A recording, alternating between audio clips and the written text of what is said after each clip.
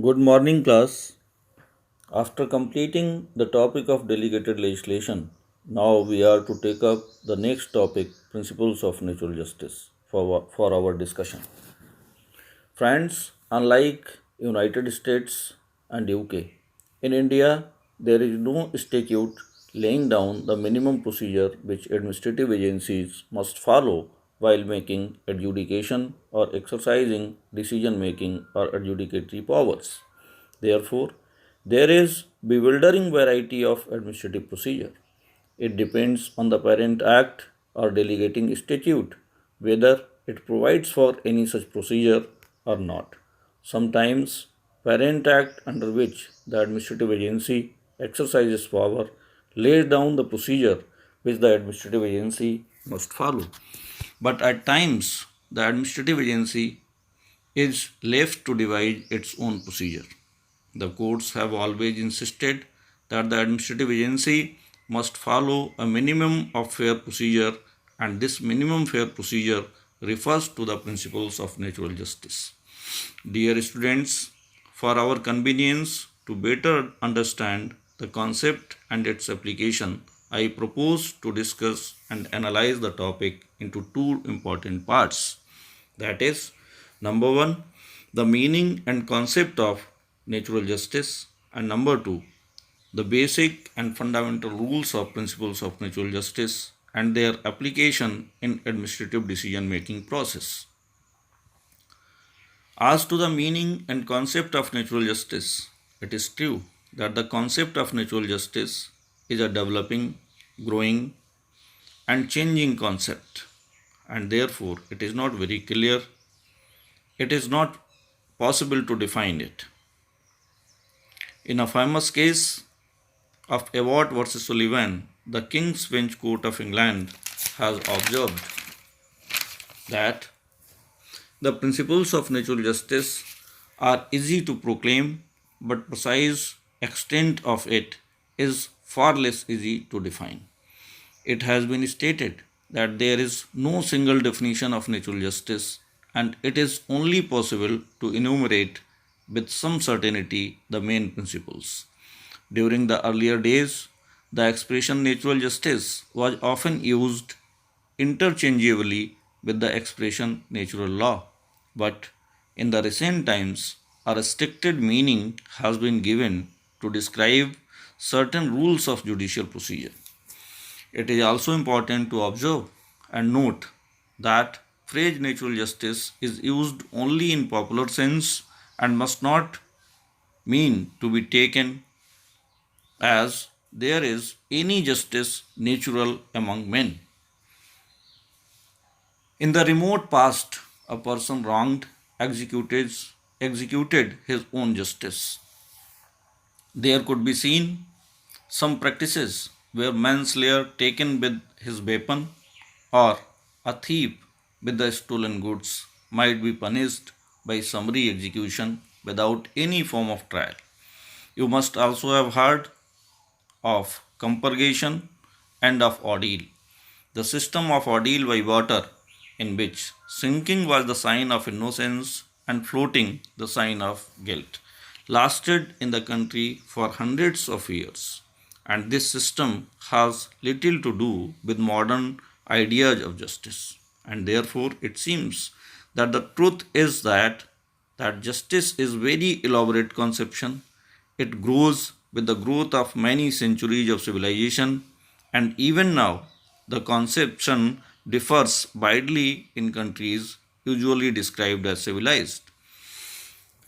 Honorable Mr. Justice Ranganath Mishra of the Supreme Court of India has rightly observed in the case of K.I. Shepherd versus Union of India that rules of natural justice have developed with the growth of civilization, and the content thereof is often considered as a proper measure of the level of civilization and rule of law in the community.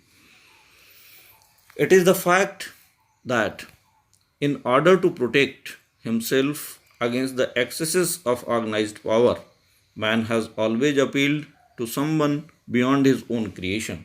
Such someone could only be God and his laws. Divine law, natural law, to which all temporal law and actions must conform. This is the origin of the concept of principles of natural justice. At the same time, it is also important to quote the observation of Supreme Court of India in the case of Union of India versus Tulsi Ram Patel, that natural justice is not justice of nature, where the lion devours the lamb and the tiger feeds upon antelope. Natural justice is the higher law of nature or natural law, where the lion and lamb lie together and the tiger frisk with the antelope.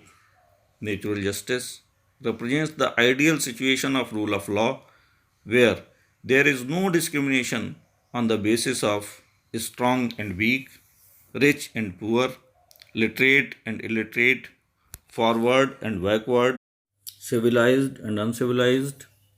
Thus, natural justice represents fairness, reasonableness, equity, and equality.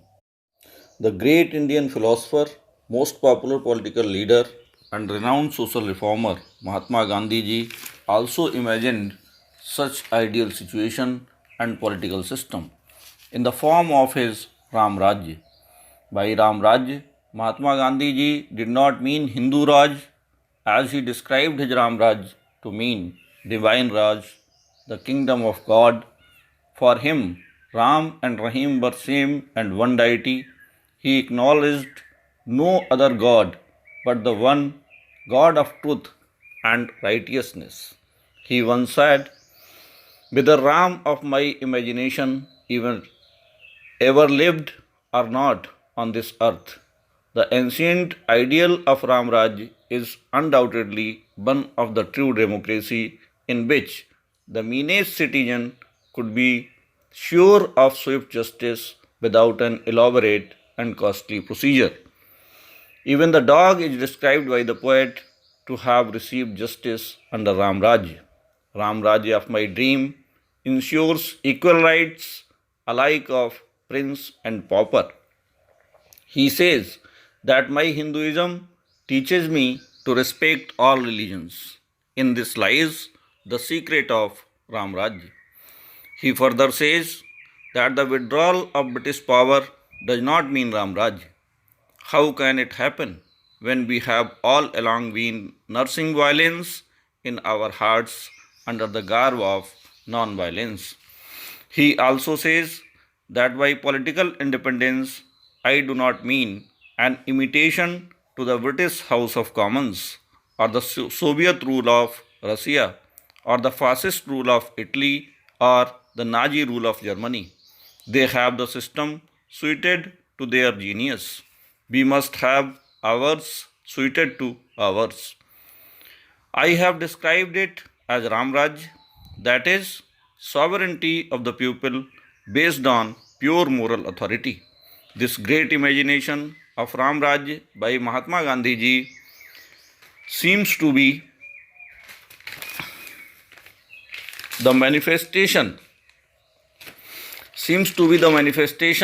of the beautiful description of Ram Raj by great Indian saint and poet Goswami Tulsidas ji in the Uttarkanda of holy Indian religious epic Ramcharitmanas. Goswami Tulsidas ji says, Ram राज बैठे त्रैलोका, हर्षित भये गए सब शोका, बैरु न कर काहूसन कोई, राम प्रताप विषमता खोई, दैहिक दैविक भौतिक तापा, राम राज नहीं काहुई व्यापा, सब नर करहि परस्पर प्रीति, चलहि सुधर्म निरत श्रुति नीति, नहीं दरिद्र को दुखी न दीना, नहीं कोई अबुध न लक्षण हीना, फूलहि फरहि सदा तरु कानन, रहाई एक संग गज पंचानन, खग मृग सहज बैरु विसराई, सबन परस्पर प्रीति बढ़ाई, कूजहि खग मृग नाना वृंदा, अभय चरहि वन करहि Ananda. According to Goswami Tulsidas ji, during the Ram Raj, there was the state of happiness. No feeling or element of enmity was there. There was no inequality. There was no physical or spiritual illness. All the people had the feeling of love and brotherhood. They had great respect and honor to dharma, policy, and law, representing law abiding society and lawness in the society. There was good and healthy environment wherein the elephant and the lion were living together. The great feeling of brotherhood was not only found in men or human beings, but also in animals and birds. Thus, the Ramraj represents the ideal state of happiness, equity, non discrimination, common brotherhood, lawness, healthy society, and healthy and the pure environment. The next part of our discussion is to be continued in the next audio. Thank you.